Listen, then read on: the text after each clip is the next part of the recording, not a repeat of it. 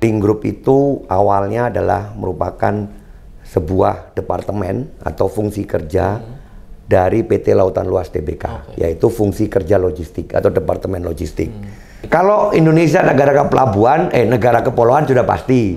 Negara kepulauan butuh pelabuhan sudah pasti. Negara kepulauan butuh konektivitas antar pulaunya pakai kapal laut sudah pasti. Tapi sebenarnya pelabuhan itu bukan karena negara kepulauan, tapi pelabuhan itu adalah bagian daripada logistik ekosistem.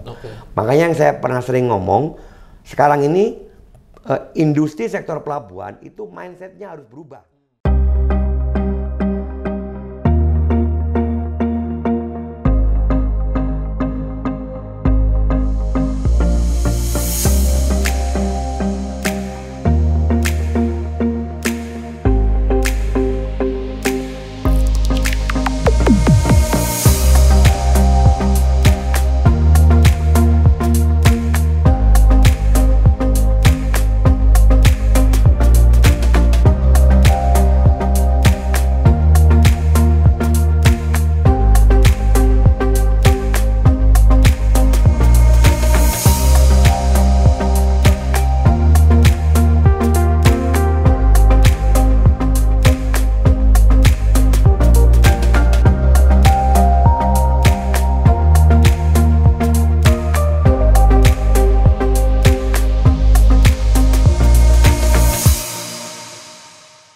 Ya, baik, sekarang saya bersama dengan Bapak Aulia Febrial Fatwa selaku Komersial Business Director dari Link Group. Terima kasih Pak Febri sudah berkenan menerima Transgo Pak di kantor dari Link Group Pak.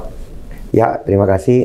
Saya juga merasa terhormat Transgo bisa berkunjung ke kantor Link Group gitu.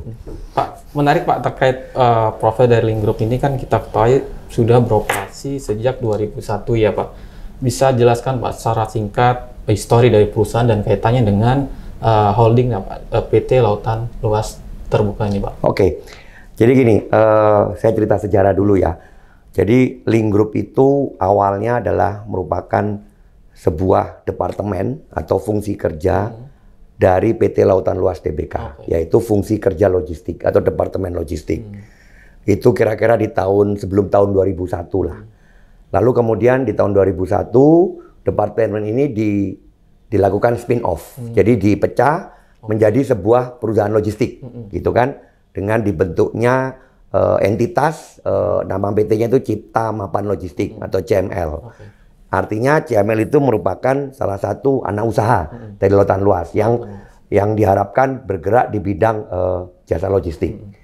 Kenapa begitu? Karena pada saat itu, ya, pada tahun 2001 dari holding Lautan Luas melihat bahwa perkembangan industri logistik ini cukup bagus, future-nya, opportunity-nya cukup bagus.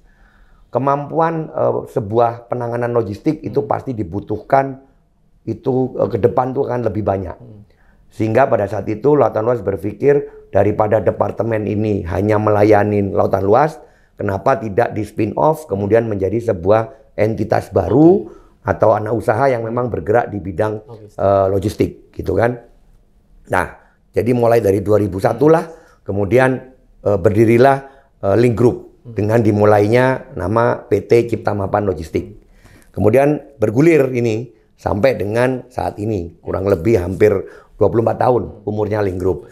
Nah, perjalanan waktunya ini ya meliputi banyak proses lah ya. Jadi setelah 2001 spin-off, berdirilah Cipta Mapan Logistik. Kemudian mereka Cipta Mapan Logistik itu fokusnya adalah kepada warehouse service. Warehouse services, makanya brandingnya namanya Link Logistik. Lalu bergerak lagi kurang lebih di sekitar tahun 2006-an, 2006-2007, kita membentuk lagi satu entitas namanya PT Bahana Prestasi. Nah, PT Bahana Prestasi ini bergeraknya di bidang bisnis transportasi. Makanya kemudian brandingnya disebut Link Express, gitu kan. Nah, fokusnya apa? Transportasi. Baik transportasi yang sifatnya package ataupun bulk. Dan itu skalanya nasional, artinya geografinya nasional. Baik melalui land transport, darat, laut, maupun sometimes udara. Kalau laut ya pasti kontainer gitu kan. Kalau darat ya trucking gitu. Nah, lalu berjalan lagi nih sampai kurang lebih sekitar tahun 2008-an gitu. Kita membangun lagi yang namanya bisnis baru, yaitu Link Terminal, brandingnya. Fokusnya adalah untuk di bisnis tank storage, tank farm, gitu kan.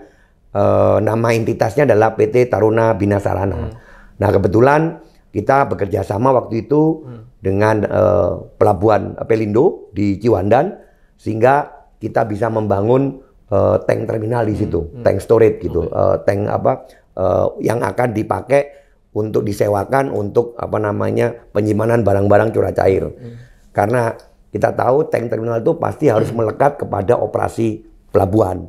Kebetulan dari tank terminal kita nyambung dengan dengan pipa langsung ke jetty. Nah, operasi jetty-nya berada di dalam wilayah kerja Pelabuhan Ciwandan Pelindo. Lalu bergerak lagi kurang lebih di 2014-2015 kita membentuk satu line bisnis baru namanya Link Impact. Link Impact itu singkatan impor ekspor gitu kan. Nah, ini fokus kepada kegiatan usaha freight forwarding. Karena ngomongnya udah Link Impact impor dan ekspor. Jadi freight forwarding yang fokusnya kepada pergerakan trade internasional. Jadi impor, ekspor, baik kontainer maupun yang barang-barang sifatnya non kontainer. Air freight, sea freight otomatis. Jadi dia memang fokusnya forwarding tapi yang internasional, tidak yang domestik. Kalau domestik lebih banyak ditangani oleh Link Impact yang sebelumnya, transportasi.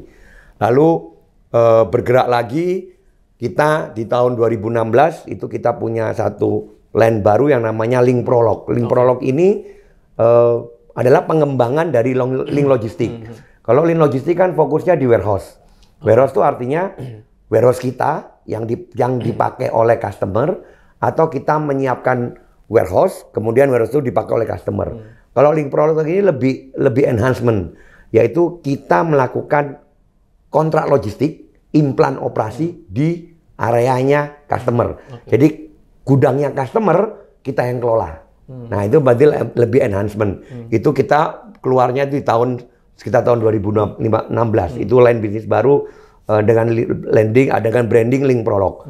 Tapi saat ini Link Prolog dilebur brandingnya hanya menjadi Link Logistik. Jadi secara total hari ini kita punya 4 pilar bisnis di Link Group ini.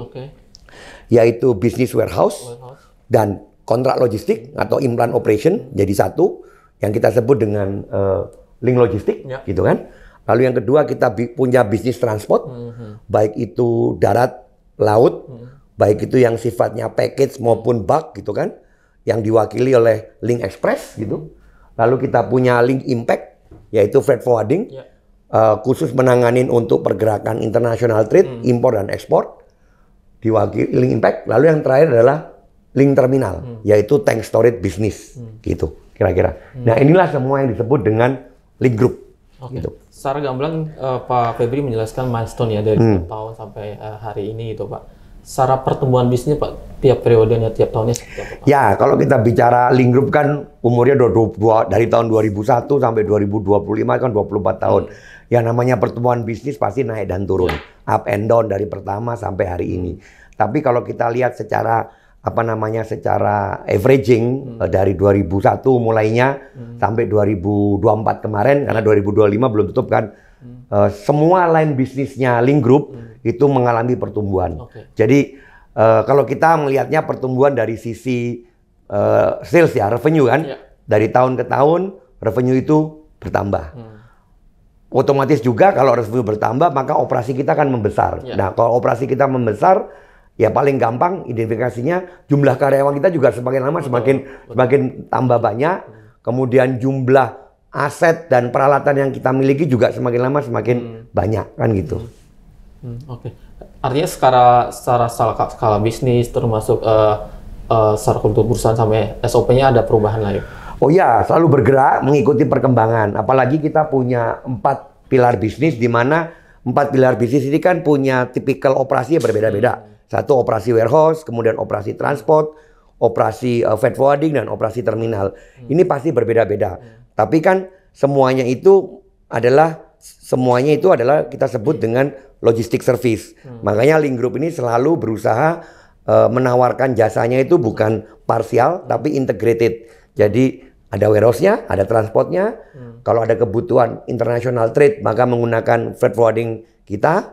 Kalau memang ada kebutuhan tank storage, penyimpanan curah cair, maka ini masuk kan gitu. Pak, tadi disampaikan kalau ada 4 pilar, Pak. Ya, 4 pilar bisnis. Yang paling berkontribusi terhadap revenue perusahaan yang mana, Pak? Nah, jadi 4 pilar bisnis ini sebenarnya bisnisnya masing-masing unik gitu kan. Jadi kalau kita bilang bisnis warehouse itu sebenarnya similar dengan bisnis terminal. Karena sama-sama menyimpan barang kan, warehousing gitu kan. Menyimpan kemudian mengelola untuk menyiapkan barang itu bisa dikeluarkan atau menerima barang masuk. Cuman bedanya kalau Link Logistik itu bangunan penyimpanannya warehouse, gudang gitu kan. Kalau Link Terminal bangunan penyimpanannya adalah tangki-tangki, bulet-bulet ya gitu.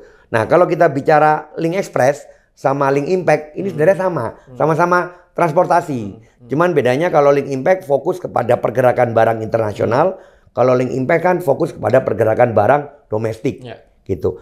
Mau modanya bisa darat, laut, udara gitu. Nah, jadi kalau kita bilang sebenarnya dari 4 pilar bisnis, kalau kita streamline,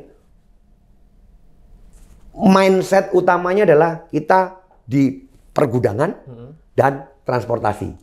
Nah, ini sama. Ya, ini sama. Jadi ini sama sebenarnya dengan kalau kita bicara, kalau kita ngomong tentang logistik Indonesia. Logistik Indonesia itu kan selalu dilihat pertumbuhannya dari 2 sektor, yaitu sektor pergudangan dan sektor transportasi. Nah, sama. Link itu juga begitu. Jadi pergudangan dan penyimpanan dan transportasi sebenarnya. Nah, itu kan yang mempengaruhi PDB kita kan sebenarnya. Jadi Link itu kalau di streamline lagi yaitu penyimpanan dan pergerakan barang. Tapi di balik 2 itu bisnis pilar kita 4. Jadi kalau kita bicara mana yang paling besar, dua-duanya itu sama, seimbang. Saling mengisi dan saling menutupin. Kira-kira gitu. Artinya tidak bisa dikatakan bahwasanya untuk layanan gudang dan untuk transportasi menjadi backbone untuk... No, tidak bisa. Jadi 4-4-nya ini punya kontribusi masing-masing gitu kan.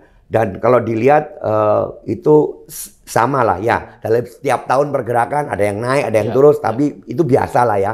Tapi in total sebenarnya kalau kita bilang Link Group itu berada di sama seperti kalau kita ngomong Indonesia itu, kalau sektornya itu lah sektor penyimpanan dan sektor pergerakan barang sama, tapi diterjemahkan dalam 4 pilar bisnis. Tapi kan kalau untuk di layanan gudang ini kan secara aset kan sangat besar, Pak. Terhitung ada sekitar 270.000 meter persegi, Pak, di seluruh Indonesia. Bisa jelaskan di mana saja sebaran titiknya dan mungkin masing-masing luasannya, Pak? Gini, kalau kita bicara gudang dulu ya. Jadi total memang kapasitas gudang yang dikelola oleh Link Group itu hampir 300.000 square meter. Hampir 300.000, jadi 270 lah beberapa. Tersebar dari Sumatera, Jawa, Kalimantan gitu kan, sampai Nusa Tenggara. Tapi perlu diingat bahwa itu adalah total luasan gudang. Kalau gudang yang dimiliki oleh Link sendiri sebagai aset, itu hanya berada di Jakarta.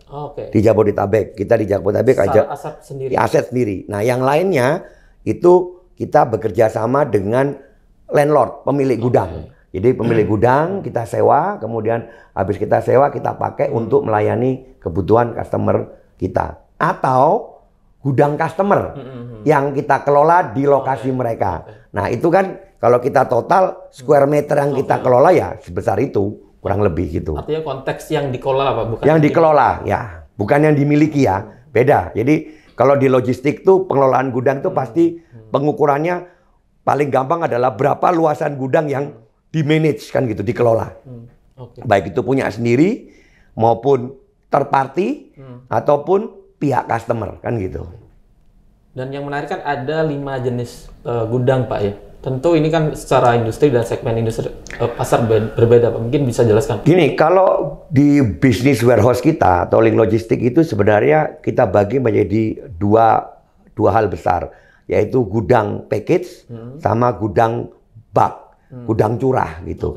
Nah, kalau gudang package tuh kita mengelola barang-barangnya, produk-produk resipen ya dalam bentuk yang sudah packaging, kotak-kotak, kemudian menggunakan palet gitu kan, lalu menggunakan rak gudangnya, atau juga yang tidak pakai racking tapi block stack, tapi barangnya itu sudah berbentuk package, bisa ada satuan packagingnya gitu, mau karton, kardus, mau jerigen, mau pil, itu kita sebut package. Nah, kalau curah itu benar-benar barangnya belum di packaging, benar-benar dalam bentuk curah. Contoh pupuk, kemudian ada juga komoditi soda as dan komoditi curah lainnya. Di mana di dalam gudang package biasanya barang itu masuk dalam bentuk curah, kemudian disimpan di gudang yang kita kelola, lalu barang itu dikemas, di package menjadi kemasan. Misalnya kemasan 50 kilo, 25 kilo, kemudian ditumpuk di gudang untuk menunggu proses distribusi. Nah, tapi operasi itu tetap kita anggap sebagai operasi gudang curah. Gitu. Artinya secara handling, spesifikasi gudang, terus manpower-nya dan ya pasti beda. Ya? Pasti beda. Kalau gudang package dari equipment-nya, MHE-nya itu udah pasti berbeda dengan gudang curah.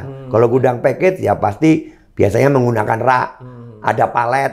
Kemudian karena rak dia menggunakan alat bantu angkat, itu bukan forklift biasa tapi forklift yang bisa tinggi gitu kan. Tapi kalau gudang curah tidak ada palet di situ karena barangnya kan dicurah. Tapi ada alat lain yaitu untuk bagging misalnya, membuat di packaging. Kemudian dilakukan penumpukannya dengan, kalau kita lihat kayak kalau udah karung-karungan gitu, kayak gudang beras ditumpuk rapi, kira-kira begitu. Dan forklift yang dipakai pun alat angkatnya berbeda. Ini forklift biasa kan gitu. Nah, dengan beragam itu challenge-nya di mana, Pak? Gini, sebenarnya sama aja. Jadi antara package dan warehouse itu sama aja. Kalau kita bicara operasi gudang itu kan yang dipentingkan oleh pemilik barang atau customer kita itu pertama adalah masalah akurasi stok. Bagaimana kita menjaga stok mereka, menyimpan stok mereka dengan baik. Masuk 10, disimpan 10, keluar 10. Berarti kan akurasi. Kemudian productivity, itu artinya kecepatan melakukan penerimaan barang di gudang dan kecepatan melakukan persiapan barang untuk dikeluarkan. Itu sebenarnya KPI utama yang ingin dicapai atau diharapkan oleh customer yang menggunakan jasa pergudangan kita. Nah, gudang itu zaman dulu mungkin di manage manual, tapi sekarang udah nggak bisa. Jadi sekarang Link Group dalam mengelola gudang itu selalu menggunakan sistem yang kita sebut dengan warehouse management system. Udah ada platform? Sudah, dengan management system. Kebetulan kita tidak kita nggak develop sendiri, tadi kita beli dari luar gitu. Kita menggunakan platform atau sistem dari Honeywell. Honeywell itu yang banyak dipakai di luar negeri. Salah satu yang terbesar dipakai oleh e-commerce Alibaba itu pakai Honeywell gitu. Nah, di situ baru pengelolaan gudang itu kelihatan terpisah. Jadi kalau gudang package maka ada slot penyimpanan. Kalau untuk gudang bulk itu ada juga blok penyimpanan kan gitu. Tantangannya kembali lagi bagaimana kita bisa mencapai KPI yang diharapkan.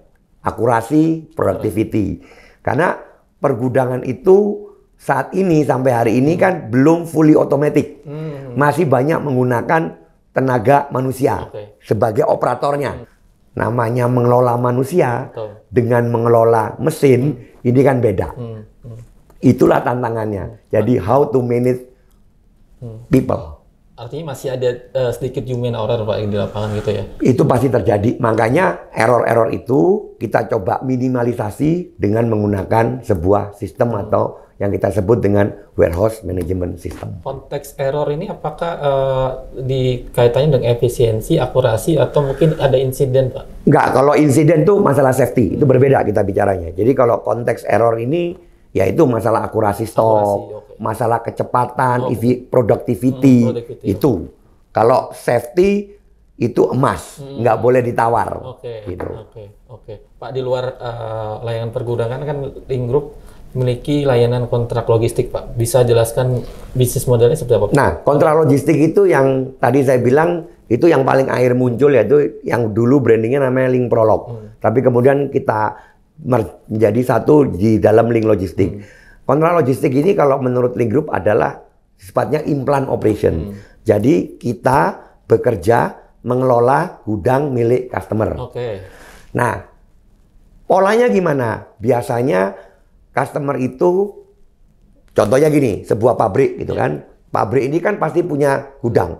Baik gudang untuk bahan baku atau raw material, ataupun gudang barang jadi, finish product. Nah, sebenarnya gudang ini kan hanya support function dari sebuah proses manufaktur. Nah, kenapa harus dikelola oleh si manufaktur itu sendiri? Nah, ini yang biasanya kita coba approach agar gudang itu kita yang kelola. Ya otomatis kita harus memberikan sebuah solution design. Biasanya customer sudah ngelola bertahun-tahun dengan caranya sendiri. Kita akan coba masuk, kita engage, kita lihat, kita studi prosesnya seperti apa yang mereka lakukan. Kemudian kita berikan proposal proses baru yang mungkin lebih efisien. Kalau efisien, otomatis cost-nya kan lebih minim. Nah, kalau lebih minim, berarti kan ada efisiensi di sisi penggunanya, si customer. Nah, efisiensi itulah mereka bisa membayar yang namanya perusahaan third party logistik. Kan gitu. Misalnya kita membantu relayout penumpukan. Kita membantu proses untuk penyiapan barang, inbound-nya, storage-nya. Dan kemudian kita lihat fungsi kerja dari orang apakah bisa dilakukan efisiensi. Nah, itu semua menjadi solution design. Jadi kalau kontrak logistik ini prosesnya biasanya dengan studi dulu dengan customer harus membuka proses existingnya, membuka data, kita masuk, kita pelajari, ya kayak konsultan. Baru kita berikan solusinya, mereka setuju, baru kita implement, kita jalanin gitu. Apakah sampai juga dengan service delivery-nya Pak, atau hanya tata kelola gudangnya? Biasanya nantinya nyambung. Biasanya nyambung. Jadi begitu nanti gudangnya kita kelola, biasanya proses distribusi transportnya mereka biasanya juga akan nyambung ke kita. Karena gini, yang namanya proses transportasi distribusi customer atau manufaktur itu kan nggak mungkin pakai satu penyedia jasa, satu vendor. Bisa banyak karena nggak ada di dunia ini perusahaan transportasi yang bisa ngelayanin semuanya. Nggak mungkin. Mau punya armada truk sebanyak apapun, nggak sanggup untuk bisa memenuhi demand yang ada. Nah, biasanya nanti setelah itu kita diminta menjadi salah satu vendor transportnya, vendornya. Jadi sifatnya adalah transaksional. Tapi kemudian lama-lama bisa berjalan, transport manajemennya kita yang ngelola. Jadi meskipun mereka pakai vendor transportnya orang lain, bukan Link, tapi tetap Link yang mengelola. Termasuk juga Link juga menjadi vendor transport. Nah, itu juga disebut dengan kontrak logistik. Jadi kontrak logistik warehouse, lalu ada lagi namanya kontrak logistik distribusi atau transport. Kalau kontrak logistik warehouse kita sebut sebagai in-plant operation, kalau di transport atau distribusi kita sebut sebagai transport management service.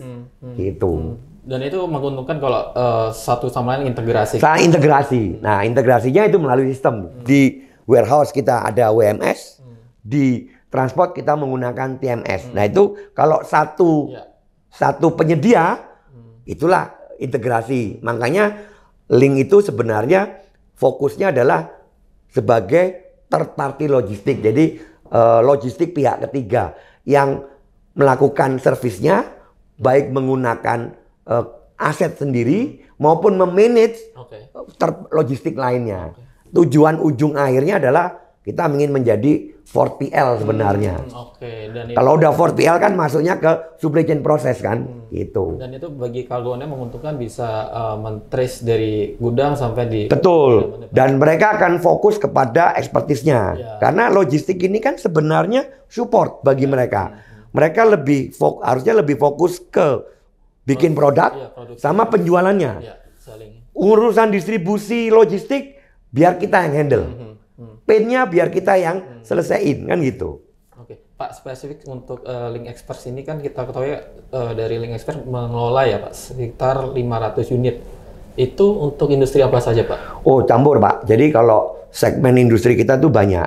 Tapi dari semua yang banyak kita playing field kita itu ada 2 besar sebenarnya kalau dalam kategorinya. Pertama consumer product. Di dalam consumer product itu ada F&B, kemudian ada elektronik, home appliance, ada healthcare, personal care gitu kan. Tapi yang sifatnya consumer product yang dipakai sehari-hari. Sama yang 2 besar kedua adalah chemical. Nah, chemical ini isinya juga banyak. Di situ ada chemical basic kimia, ada ingredient, kemudian kayak pupuk, fertilizer itu juga masuk chemical. Lalu ada kayak apa namanya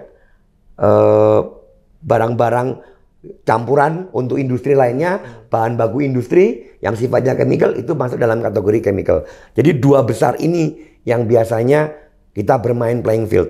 Tapi ada playing field lain kayak kita juga main di pulp and paper, di rubber and tire. Kemudian ada juga di istilah kita adalah kita bermain di playing field supply chain. Apa itu supply chain? Supply chain itu kita melayani logistik lain. Biasanya ini adalah logistik yang sifatnya low asset. Jadi biasanya logistik company yang multinasional yang mereka punya operasi bisnis di Indonesia, tapi mereka tidak punya aset gudang. Mereka tidak punya aset truk gitu. Jadi light asset. Itulah customer kita juga. Khususnya kayak forwarding. Banyak kan forwarding internasional masuk ke Indonesia, ngirim barang, nominasi. Tapi kan mereka nggak bisa melakukan local handling. Kita lah menjadi local handlingnya. Kira-kira gitu. Artinya secara jenis armada pun beragam, Pak ya? Oh ya, armada truk kita on unit itu dari truk kecil, trailer sampai truk besar. Ada wingbox, ada wingbox, ada CDD, CDB, ada trailer. Ya. Pak, spesifik untuk layanan di angkutan curah ini, kalau di mata Link Group seberapa besar Pak pasarnya Pak? Angkutan curah ini sesuatu yang apa namanya tidak seperti package.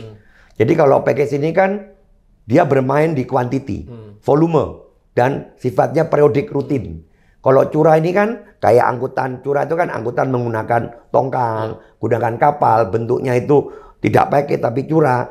Ini rata-rata biasanya project base gitu kan, project base. Tapi meskipun tidak terjadi rutin, tapi sekali ada pekerjaan itu cukup besar nilainya.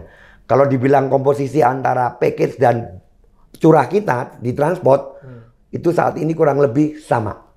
Sama. Jadi presentasi kontribusi bisnis transport Link Group baik dari package maupun curah ini sama dan saling menunjang.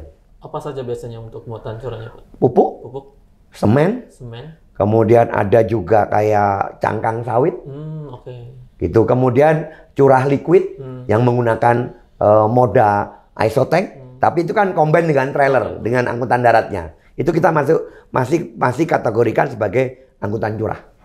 Nah, untuk curah ini apakah sensitif dengan naik turunnya kondisi ekonomi Pak atau? Pasti, karena kebiasaan kalau curah ini kan barang-barangnya sifatnya komoditas, jadi pasti ada seasonal gitu kan. Ya kayak sekarang tahun 2024 ini kayak curah batu bara itu kan anjlok. Jadi ya kita volume pengiriman nggak banyak, tapi minyak sawit dan turunannya harga sawit lagi bagus. Nah ini lagi banyak gitu. Ya sawit itu kan bisa menjadi CPO, CPKO, turunannya jadi olein dan seterusnya. Ini lagi bagus. Jadi ya kalau curah pasti up and down, ngikutin kondisi global. Nah, yang menarik juga ini kan untuk kaitannya dengan isu ekspor impor kan baru-baru ini kan untuk Donald Trump kan si Trump itu ya isunya Trump ya. Nah, informasinya itu justru menjadi benefit Pak untuk pelaku logistik dalam negeri Pak. Untuk penggunaan gini ya, ini kan baru berlaku Agustus kemarin yang kita dapat 19% kalau barang kita ke Amerika, ke US, tapi kalau ke Amerika ke sini import itu 0 karena kan ingin mendapatkan trade balance kan. Tapi kalau kita lihat sebenarnya ekspor kita ke US kan nggak gede-gede amat. Nggak gede-gede amat. Apa yang kita ekspor ke US? Ya kalau kita lihat di data statistik kan ya kayak apa namanya hasil bumi, pertanian, kemudian hasil olahan kayu gitu kan, karena mereka kan nggak punya hutan kan gitu kan, olahan kayu gelondongan kan nggak boleh ekspor, olahan kayu gitu kan, tapi nggak besar-besar amat, jadi sebenarnya itu nggak terlalu berdampak gitu. Nah kalau kita impor dari US, yang kita impor apa sih? Biasanya kan high tech, barang-barang high teknologi.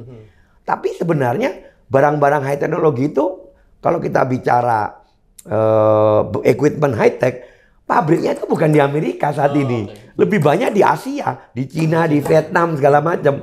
Nah kalau dari situ kan nggak ada isu sebenarnya gitu loh.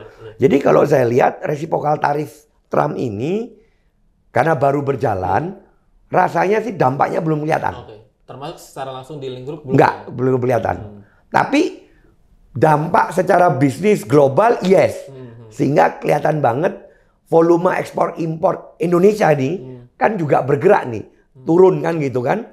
Nah kalau Indonesia turun, ya Link pasti turun lah. Tapi kan turunnya itu kan ya karena orang wait and see semua sebenarnya. Dari kuartal 1, kuartal 2 kan itu negosiasi itu baru diputuskan kemarin Juli, Agustus itu baru masuk Q3 kan.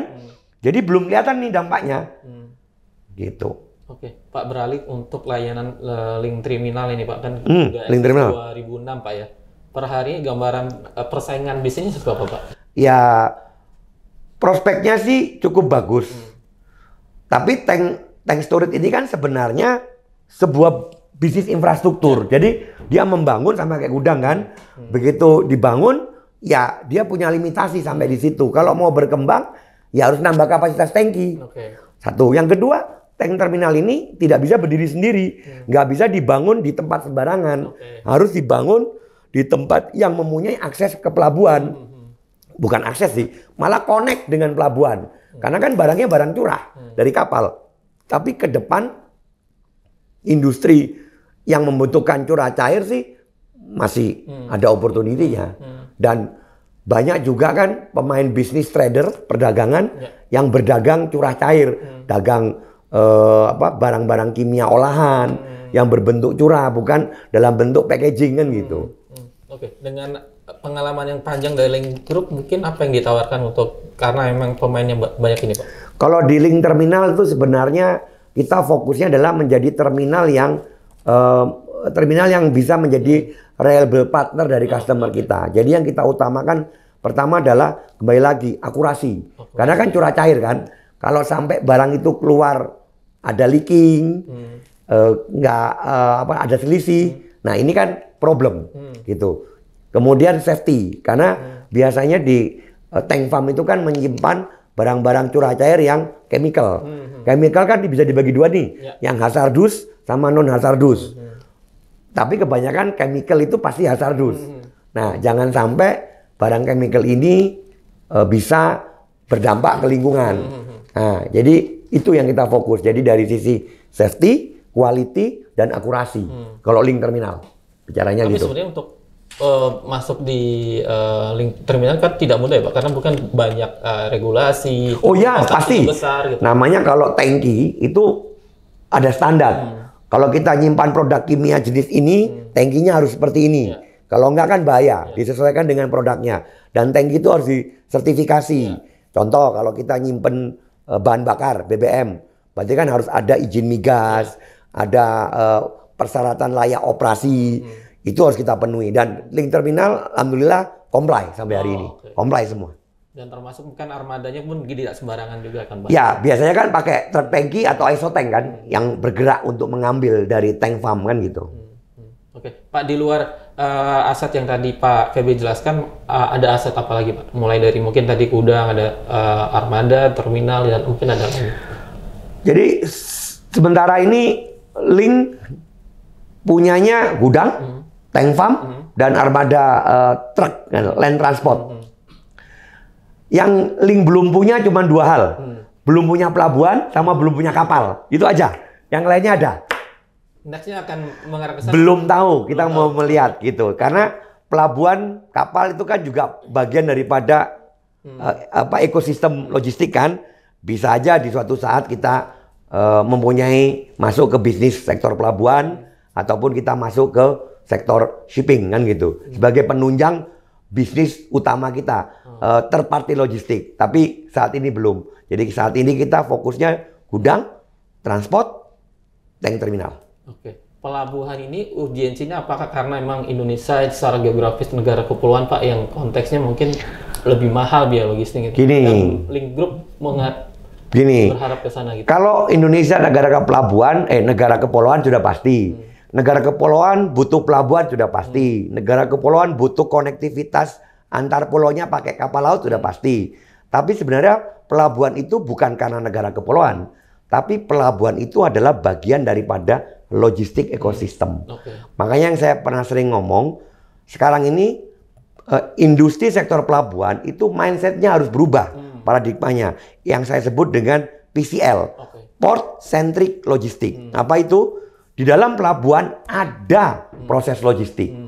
Kalau sekarang kebanyakan logistik itu di luar pelabuhan. Jadi pelabuhan, kemudian logistiknya baru ada di luarnya. Harusnya saat ini pelabuhan itu bagian daripada logistik. Jadi logistiknya ada di dalam pelabuhan. Termasuk kawasan industrinya, Pak? Betul. Itu yang disebut dengan port centric logistik. Nah, makanya kepentingan pelabuhan itu terhadap logistik adalah itu tadi, menjadi bagian ekosistemnya. Kalau sekarang kan terpisah nih, port, logistik and port gitu kan. Harusnya enggak. Harusnya port centric logistik. Port yang berbasis logistik. Di dalam port ada semua kegiatan logistik. Di situ ada tempat distribution center, ada pergudangan, ada pusat konsolidasi barang, ada pusat pertukaran transshipment barang. Itulah di dalam pelabuhan. Sampai detik ini belum ada. Belum ada. Indonesia masih setengah-setengah. Belum ada. Termasuk mungkin yang kawasan industri yang dibangun belum terpenuhi, Pak? Kawasan industri belum.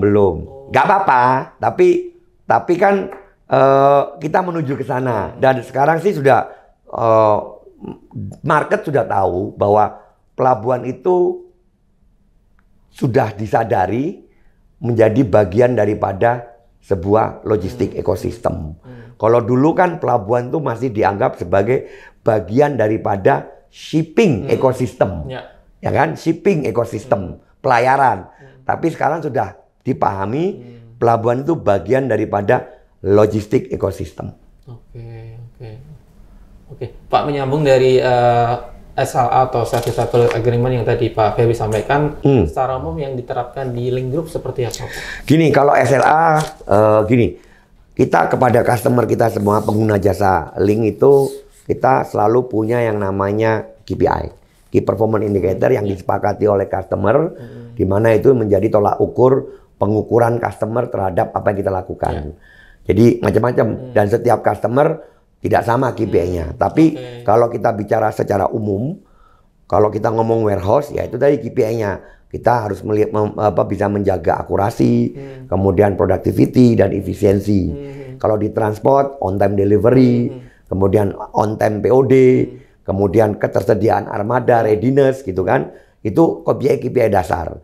Kalau di tank terminal, balik lagi safety-nya, quality-nya, kemudian juga akurasi. Kalau di impact, karena ekspor-impor, berarti kecepatan kita menanganin proses clearance.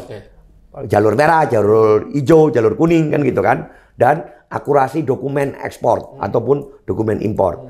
Itu kan KPI dasar. Jadi meskipun kadang customer nggak minta, kita selalu menghitung KPI kita sendiri. Apalagi customernya minta lebih bagus lagi. Dan itu kita monitor secara berkala. Gitu. Apakah penggunaan digitalisasi di proses semua bisnis itu pasti? Ya? Jadi KPI kita itu bisa diukur karena kita menggunakan digital sistem. Bagaimana kita tahu warehouse kita akurat, bagaimana okupansi warehouse kita, semua berawal dari warehouse management system. Bagaimana truk kita on time, bagaimana POD kita on time, berawal dari data yang diolah dari transport management system. Gitu kira-kira. Apakah semua proses bisnis sudah terdigital? Belum. Karena perkembangan logistik ini kan gede. Jadi sistem kita pun dari masa ke masa itu berkembang, di-develop, misalkan bukan di-develop ya, twist atau di adjust agar bisa ngikutin perkembangan yang ada.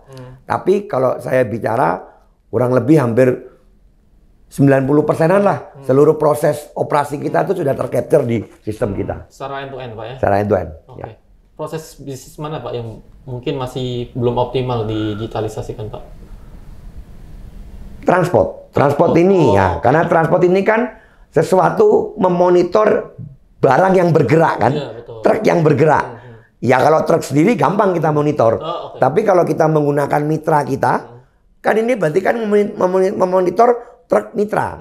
Apalagi kemudian terjadi multimoda dari truk, dari darat pindah ke laut, laut pindah ke darat lagi. Ini kan nggak gampang Iya. mengintegrasikan. Banyak handling juga, Pak. Nah, karena adanya multimoda tadi. Kalau gudang kan cuma one side, itu lebih mudah. Kira-kira gitu. Oke. Terakhir Pak Febri, mungkin target dari Link Group sampai akhir tahun dan mungkin secara jangka panjang 5 tahun ke depan, Pak. Yang jelas sih kita sudah berekspektasi tutup tahun 2025 ini secara bisnis ya kita harus grow, harus tumbuh dibanding tahun lalu. Dan secara perhitungan dari hasil semester 1 yang sudah jalan ditambah perakiraan kita sampai dengan semester 2 tutup, kita masih bisa grow. Cukup signifikan lah grow-nya. Kemudian kalau untuk 5 tahun ke depan, kebetulan kemarin di awal tahun, ini bukan hanya untuk Link, tapi untuk seluruh grup lautan luas, memang kita diminta membuat yang namanya roadmap 5 tahun ke depan. Jadi kita sudah punya langkah-langkah roadmap 2025, 2026, 2027, 2028, dan 2029. Termasuk pelabuhan itu, Pak? Belum ada di situ. Kalau dibilang pelabuhan secara infrastrukturnya belum. Tapi kalau ke pelabuhanan mungkin kita akan masuk. Oke. Secara handlingnya, Pak ya? Ya, mungkin kita akan masuk. Jadi kalau di Link Group roadmap yang sudah kita buat itu kita bagi menjadi lima tahapan. Jadi tahun 2025 itu kita nyatakan sebagai tahun persiapan. Kemudian tahun 2026 itu tahun implementasi. Tahun 2027 adalah tahun percepatan, akselerator. Tahun 2028 adalah tahun ekspansi kita. Dan tahun 2029 itu diharapkan adalah kita menjadi tahun achievement kita. Nah, yang tadi Mas tanya pelabuhan, mungkin bagian daripada tahun 2028 ekspansi, tapi belum bangun pelabuhan, tapi mulai masuk ke sektor kepelabuhanan gitu. Oke, baik. Terima kasih untuk waktunya, Pak. Sama-sama. Sukses untuk Link Group, Pak. Terima kasih.